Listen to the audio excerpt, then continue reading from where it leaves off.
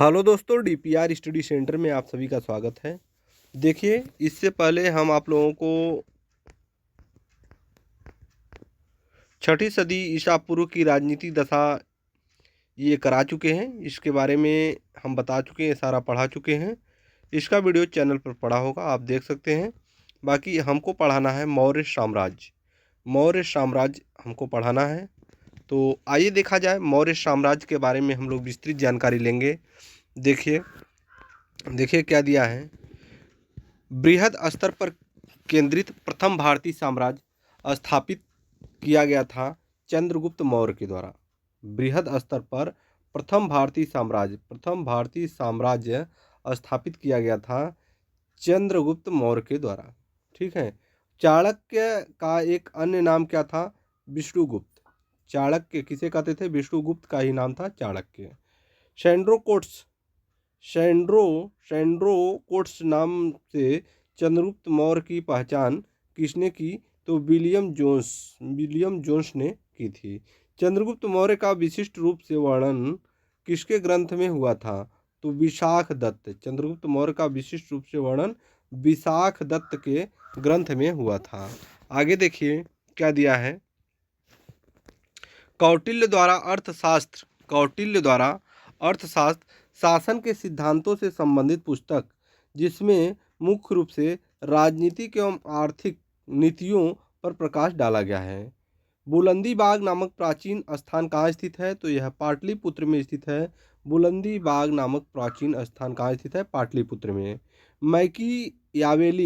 Machiavelli के प्रसिद्ध ग्रंथ द प्रिंसी का तुलना किससे की जा सकती है? तो इसकी तुलना कौटिल्य का अर्थशास्त्र से की जा सकती है। पाटलिपुत्र में स्थित चंद्रगुप्त का महल मुख्यतः किससे निर्मित था? तो यह जो पाटलिपुत्र में चंद्रगुप्त का जो महल था, यह लकड़ी का था। किसका था? लकड़ी का बना था। देखिए आगे देखते हैं। देखिए क्या दिया है। देखिए, सेलुकस, जिसे अलेक्जेंडर द्वारा सिंध एवं अफगानिस्तान का शासक नियुक्त किया गया था, को किस भारतीय राजा ने पराजित किया था?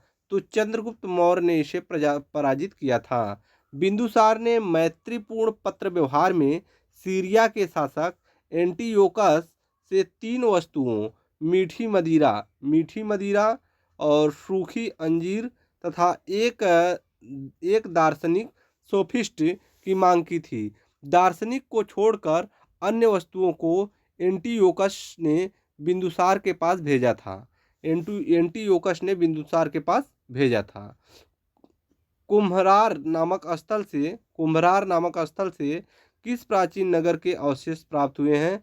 तो पाटलिपुत्र के अवशेष प्राप्त हुए हैं। किसने सहिष्णुता, उदारता और करुणा के त्रिविध आधार पर राजधर्म की स्थापना की? सम्राट अशोक ने। सैंड्रोकोट्स चंद्रगुप्त मौर्य और सिकंदर महान की भेंट का उल्लेख किसने किया है? जस्टिन ने। आगे देखिए। मालवा, गुजरात एवं महाराष्ट्र को किस शासक ने पहली बार जीता था? चंद्रगुप्त मौर्य ने। मालवा, गुजरात और महाराष्ट्र को किस शासक ने पहली बार जीता था? तो वह थे चंद्रगुप्त मौर्य। आगे देखिए मौर्यकालीन क्या दिया है। मौर्यकालीन अधिकारी। मौर्य काल में सबसे उच्च स्तर के अधिकारी तीर्थ कहे जाते थे। मौर्य काल में सबसे उच्च स्तर के जो अधिकारी थे, उन्हें तीर्थ कहे जाते थे। अर्थशास्त्र के अनुसार इनकी संख्या कितनी होती थी? 18 होती थी। तीर्थ जो अधिकारी थे उनको क्या बोला जाता था? अभी ऊपर हमने बताया, तीर्थ संबंधित विभाग या कार्य। देखिए इनकी संख्या 18 बताया गया है, तो 18 है यहाँ पर। देखते हैं कौन कौन से अधिकारी हुआ करते थे। इन अधिकारियों को तीर्थ बोला जाता था। पहला, मंत्री या पुरोहित। प्रधानमंत्री था प्रमुख धर्म अधिकारी थे। युवराज राजा का उत्तराधिकारी। ठीक है।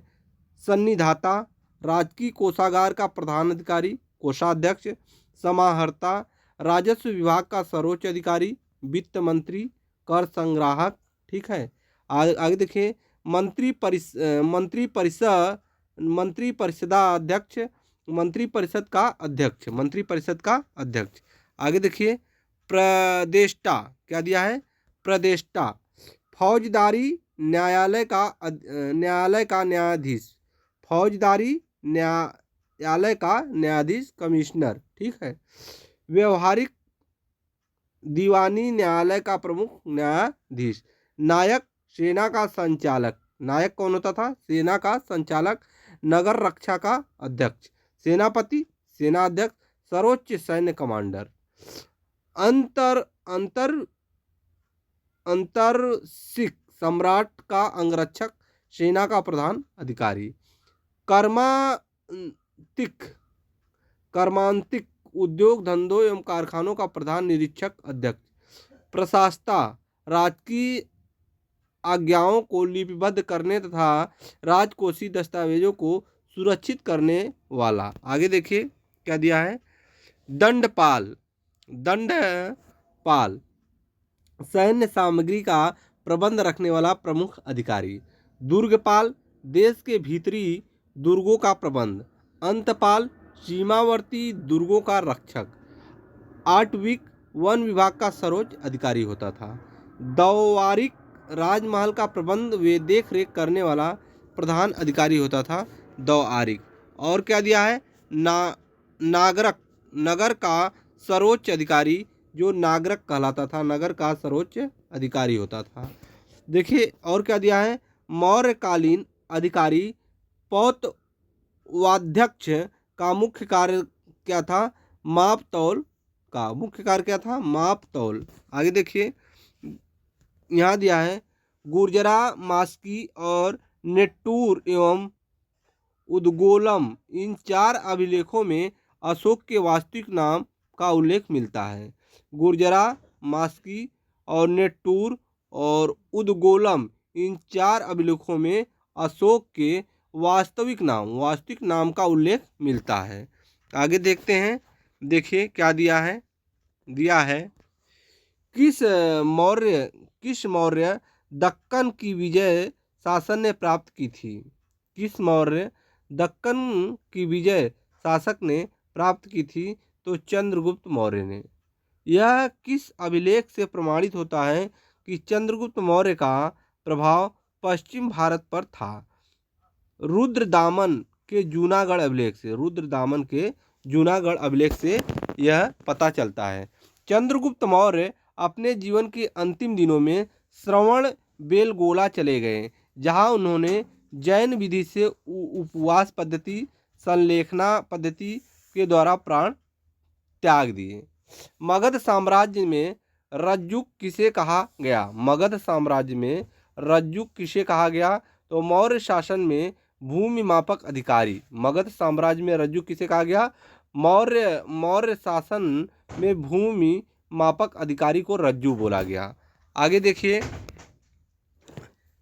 ब्राह्मी लिपि की प्रथम पहचान किस पर उत्कीर्ण अक्षरों से की गई? पत्थर की पट्टियों पर, पत्थर की पट्टियों पर। सम्राट अशोक का शिलालेख शाहबाजगढ़ी से प्राप्त हुआ। यह स्थान कहाँ स्थित है? यह स्थान पेशावर, पाकिस्तान में स्थित है। कहाँ पर? पाकिस्तान में। अशोक के शिलालेखों में प्रयुक्त भाषा कौन सी है? तो यह भाषा जो है प्राकृतिक है। कौन सी भाषा है? प्राकृतिक भाषा है। अशोक के शिलालेखों के खोजकर्ता, शिलालेखों के खोजकर्ता, अशोक के शिलालेख, खोजकर्ता और वर्ष। यहाँ अशोक के शिलालेख दिए गए हैं, खोजकर्ता दिया गया है, यहाँ पर वर्ष दिया गया है। आगे देखिए क्या दिया गया है? धौली अभिलेख किट्टो के द्वारा खोजा गया है और 1837 में, और भाब्रू अभिलेख कैप्टन बर्न के द्वारा 1840 ईस्वी में, बराबर वे नागार्जुन गुफा हैरिंगटन के द्वारा 1785 ईस्वी में, दिल्ली टोपरा कैप्टन पोलियर के द्वारा 1785 में, दिल्ली मेरठ स्तंभ अभिलेख पैड्रे टिपैंथेलर के द्वारा 1750 में, मानसेहरा कैप्टन ले 1879 में, कालसी शिलालेख जॉन फॉरेस्ट 1860 में, और रुमिनदेही फीहरर के द्वारा 1896 में, जौगढ़ अभिलेख सर वाल्टर इलियट के द्वारा 1850 में, और गिरनार अभिलेख लेफ्टिनेंट कर्नल टाड के द्वारा 1822 में, सहबाजगढ़ी एक फ्रांसीसी अधिकारी 1836 में, इलाहाबाद स्तंभ लेख टी.एस. बर्ट 1834 में। आगे देखिए, देखिए क्या दिया हुआ है। मस्की अभिलेख बिर्डेन के द्वारा खोजा गया है 1915 में, और निगाली सागर फीहरर के द्वारा 1895 में, रामपुरवा कार्लाइल के द्वारा 1872 में, सारनाथ स्तंभ ऑरेल स्टाइन के द्वारा 1905 में खोजा गया है। आगे देखते हैं, देखिए क्या दिया है। देखिए, अशोक ने बौद्ध होने के बाद भी हिंदू धर्म में आस्था नहीं छोड़ी। अशोक ने बौद्ध होने के बाद भी हिंदू धर्म में आस्था नहीं छोड़ी। इसका प्रमाण किससे मिलता है? देव नाम पियदसी देवों का प्यारा उपनाम से, देवों का प्यारा उपनाम से। प्राक अशोक ब्राह्मी लिपि का पता किस स्थान से चला? प्राक अशोक ब्राह्मी लिपि का पता किस स्थान से चला? तो श्रीलंका स्थित अनुराधापुर से पता चला था। सारनाथ स्तंभ का निर्माण किसने करवाया था?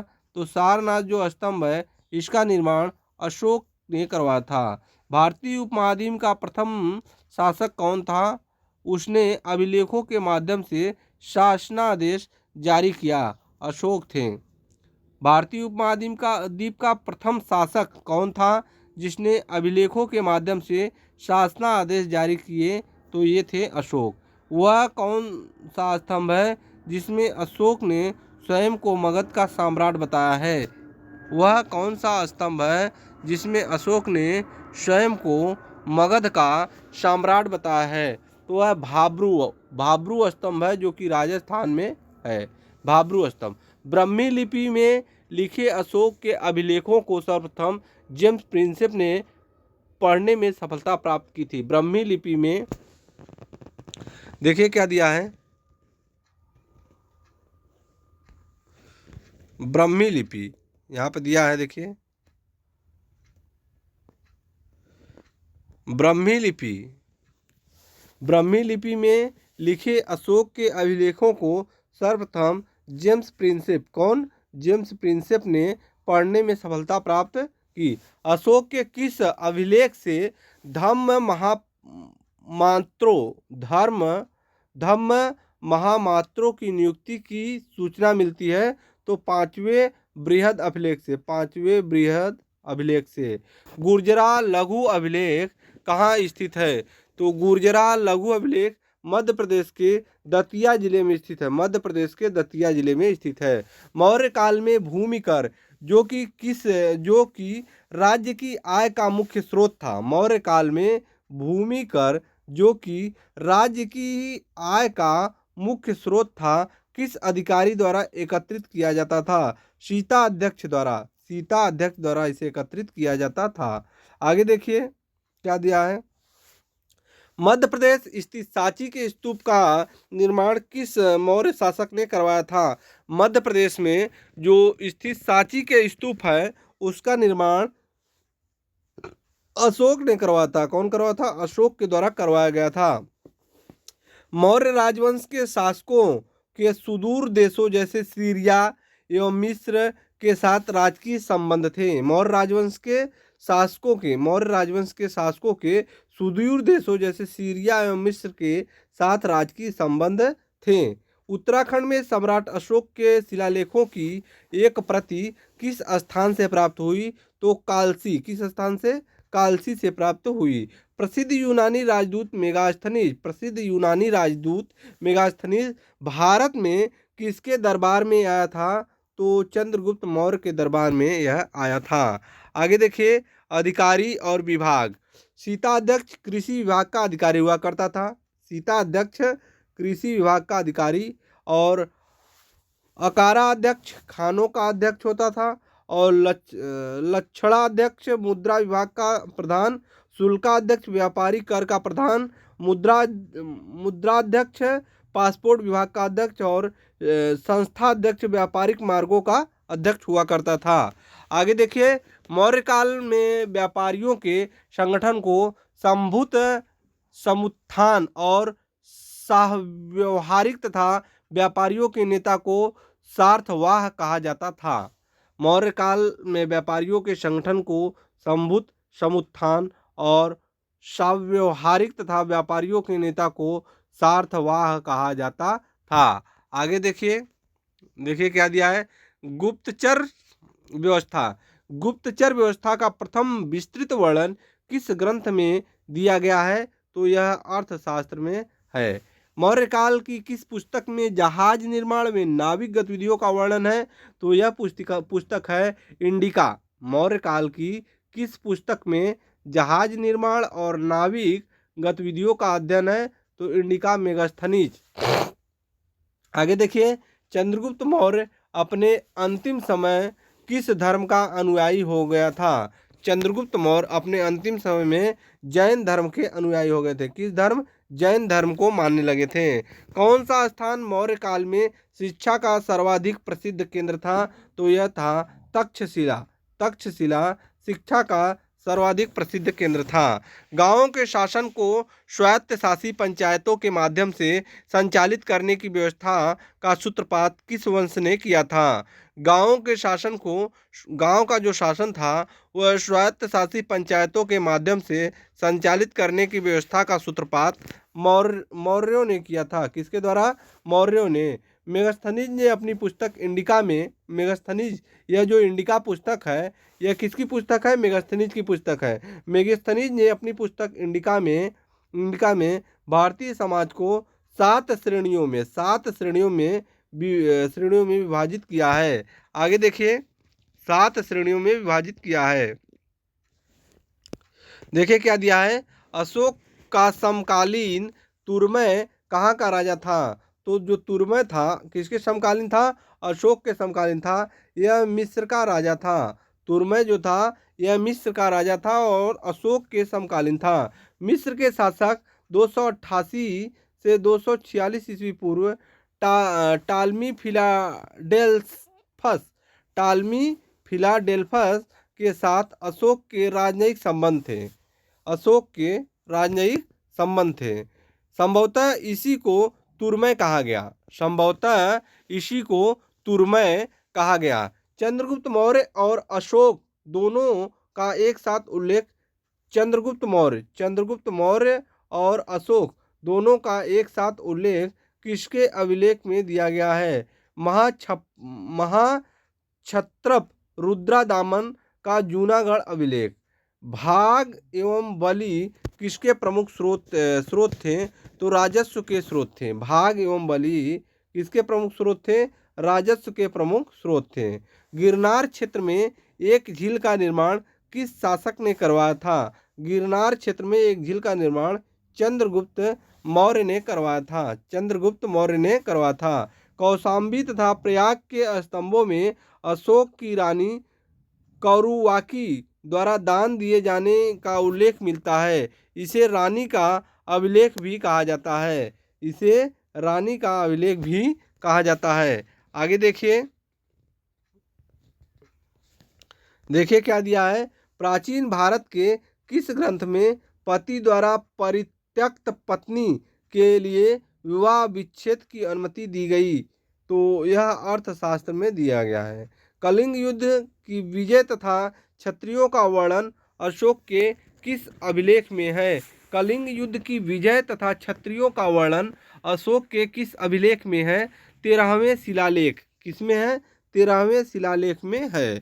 अशोक के अभिलेखों से किस दक्षिणी राज्य के अतिरिक्त सभी दक्षिणी राज्यों का उल्लेख प्राप्त होता है? सातवाहन। अंतिम मौर्य सम्राट कौन था? बृहद्रथ।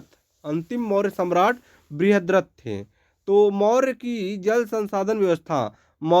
जल संसाधन व्यवस्था की जानकारी किस अभिलेख से मिलती है? रुद्रदामन का गिरनार अभिलेख।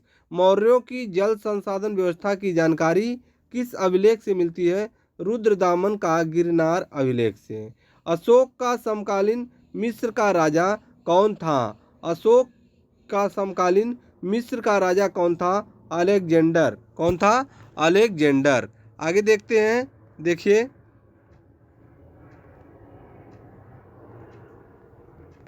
देखिए क्या दिया है। सेलुकस निकेटर, सेलुकस निकेटर जिसे चंद्रगुप्त ने अफगानिस्तान अफगानिस्तान प्राप्त किया था, वह कहाँ का शासक था? Seleucus Nicator Syria Syria Babylon का शासक था। Syria Babylon. अशोक के पश्चात देव नामपीय की उपाधि किसने धारण की थी? तो यह दशरथ ने धारण की थी। दशरथ ने। अशोक की उपाधि और स्रोत। अशोक मस्की लघु अभिलेख, मास्की लघु अभिलेख में अशोक और देवा नाम प्रियस अशोक राजा गुर्जरा लघु अभिलेख में, अशोक मौर्य रुद्रदामन का जूनागढ़ अभिलेख और प्रियदर्शी राजा बराबर गुहा लेख। आगे देखिए क्या दिया है। प्रियदर्शी राजा मगध भाब्रू बैराट लघु अभिलेख और प्रियदर्शी राजा कंधार बृहद अभिलेख दीपवंश महावंश। अशोक वर्धन पुराण से है और राजा अशोक नेट्टूर लघु शिलालेख। राजा अशोक देवनाम प्रिय उद्गोलम लघु शिलालेख। अशोक ने अपने पिता बिंदुसार के शासनकाल में किस क्षेत्र में विद्रोह का दमन किया? अशोक ने अपने पिता बिंदुसार के शासनकाल में किस क्षेत्र के विद्रोह का दमन किया? तक्षशिला। तक्षशिला। आगे देखिए। अपने ऊपर आश्रित बच्चों एवं पत्नी की समुचित व्यवस्था किए बिना भिक्षु बनने वालों के लिए किसने दंड का प्रावधान किया? तो कौटिल्य के द्वारा ऐसा किया गया। खरोष्ठी लिपि की उत्पत्ति किससे हुई? तो आरमाइक भाषा से खरोष्ठी लिपि की उत्पत्ति हुई। कौटिल्य किसके प्रधानमंत्री थे? तो चंद्रगुप्त मौर्य के प्रधानमंत्री थे। मौर्य के पश्चात भारत की उत्तर पश्चिम सीमा पर किसका अधिकार हुआ? तो बैक्ट्रियन शासकों का। मौर्य शासन व्यवस्था में रूपदर्शक नामक अधिकारी का कार्य क्या था? सिक्कों का परीक्षण करना। रूपदर्शक अधिकारी का क्या काम था? सिक्कों का परीक्षण करना। वह मौर्य राजा जो अमित्रघात के नाम से जाना जाता था, वह था बिंदुसार।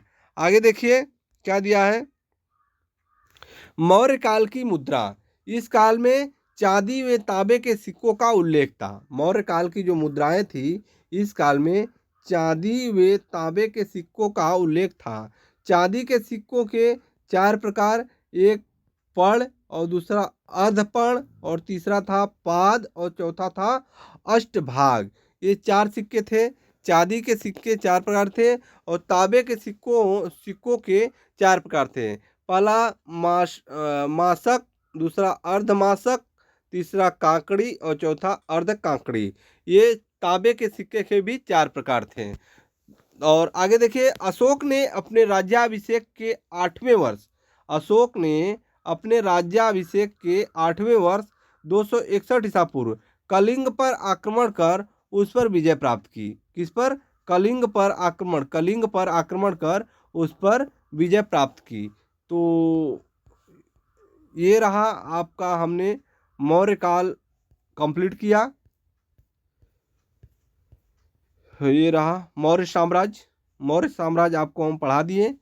फिर मिलते हैं एक अगले टॉपिक के साथ नए वीडियो में। तब तक के लिए धन्यवाद।